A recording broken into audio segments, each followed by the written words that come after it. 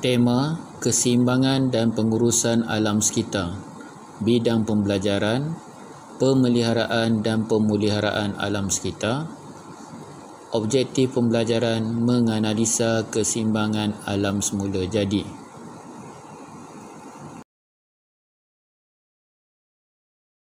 Hasil pembelajaran.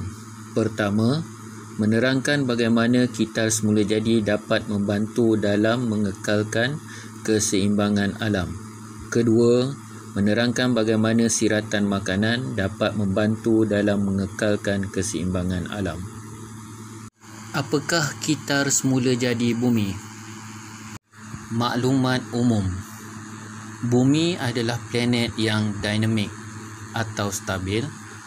Proses geologi dan biologi menyebabkan tenaga dan unsur-unsur yang diperlukan agar karbon hidup, hidrogen, nitrogen, oksigen, sulfur dan fosforus beredar melalui takungan global. Takungan ini adalah biosfera, bahagian hidup planet kita, atmosfera, lautan dan bumi yang padat. Pusingan unsur menentukan persekitaran, misalnya dengan mengatur komposisi, dan dengan demikian suhu atmosfera akan menjadi stabil. Kitar-kitar semula jadi bumi.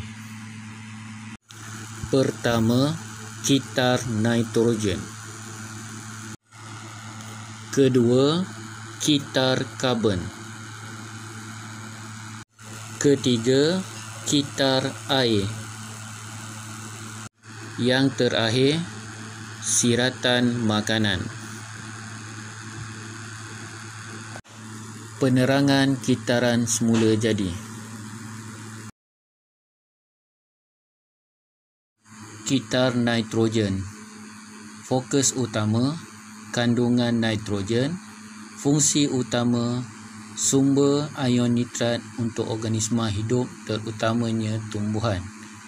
Ia melibatkan dua jenis pertukaran nitrogen dan ion nitrat yang utama, iaitu atmosfera ke tanah, tanah ke atmosfera. Proses ini akan mengekalkan keseimbangan nitrogen dalam alam sekitar. Kitar karbon. Fokus utama, kandungan karbon. Fungsi utama, peredaran karbon biasanya melibatkan benda hidup yang menghasilkan gas karbon dioksida daripada proses respirasi, pembakaran dan perebutan. Kedua, gas karbon dioksida akan diserap oleh tumbuhan hijau melalui proses fotosintesis dengan membebaskan gas oksigen. Ketiga, ini menunjukkan tumbuhan hijau merupakan khazanah utama yang memproses gas karbon dioksida untuk menghasilkan gas oksigen. Kitar air. Fokus utama ialah kuantiti air. Fungsi utama, komponen utama bagi kemandirian bagi semua organisma hidup. Kedua, pengagihan air kepada muka bumi. Siratan makanan. Fokus utama, interaksi organisma dan juga aliran tenaga. Siratan makanan terdiri daripada lebih dari satu rantaian makanan. Fungsi utama, aliran tenaga yang menggunakan cahaya matahari dari tumbuhan hijau atau pengeluar akan mengalir. Tenaga akan dialirkan oleh siratan makanan daripada pengeluar, pengguna primer, pengguna sekunder dan tertiar. Apabila setiap aras pengeluar dan pengguna mati, ia akan diuraikan oleh bakteria, pengurai dan juga kulat untuk mengembalikan bahan-bahan kompleks tadi menjadi bahan-bahan ringkas yang akan digunakan sekali lagi oleh tumbuhan hijau. Penilaian. Namakan 3 kitar semula jadi yang mengekalkan keseimbangan alam.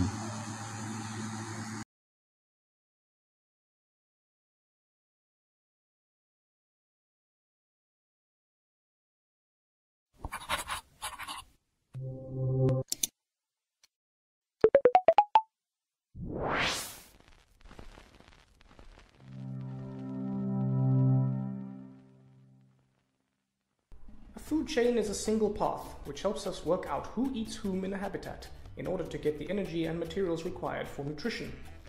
Ultimately, the sun is the initial source of energy for nearly all living things. The food chain begins with an organism that can utilize this energy directly to make its own food.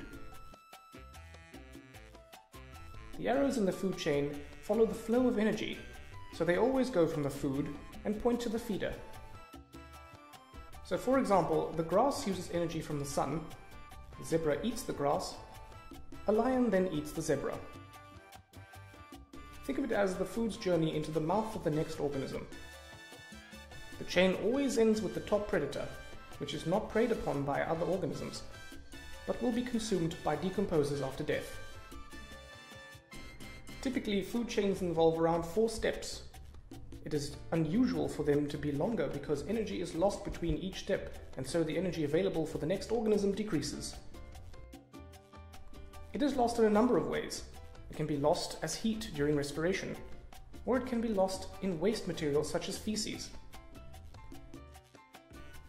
When you consider all the food chains in the habitat and join them all together to get a food web, a diagram of the interconnections between lots of organisms, populations are interdependent on each other, and you will notice that some organisms have more than one predator, whilst others don't. This means that when a food web is altered, it has different effects on different populations. If one species goes extinct, it can affect the entire system with unpredictable results. So let's take the food web of a woodland environment as an example. This food web is the combination of 11 different food chains, so we can start to see how the species are interdependent on one another. So what happens if we remove one species from the food chain? Perhaps if it went extinct? Well, to figure it out, we have to look at the whole food web. If we remove grasshoppers, then the spiders would have to eat more beetles, and so their population would decline. Maybe even go extinct too. This then has a knock-on effect on all the species that feed on the beetles and so on. However, some population sizes will increase. If there are less individuals eating the green plants, then their population will increase, which provides more food for the snails. So altering one link in the food web has big consequences for the whole system.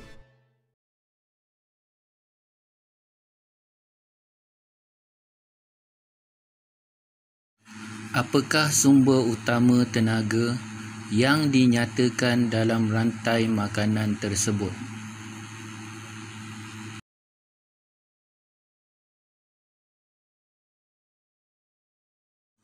Namakan satu organisma dalam video tersebut yang mempunyai peranan sebagai A. Pengeluar, B. Pengguna primer, C. Pengguna sekunder.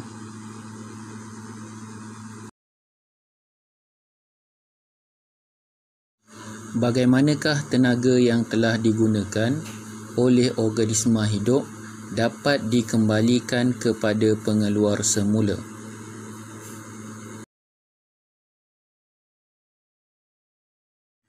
Bincangkan bersama rakan-rakan dan guru anda.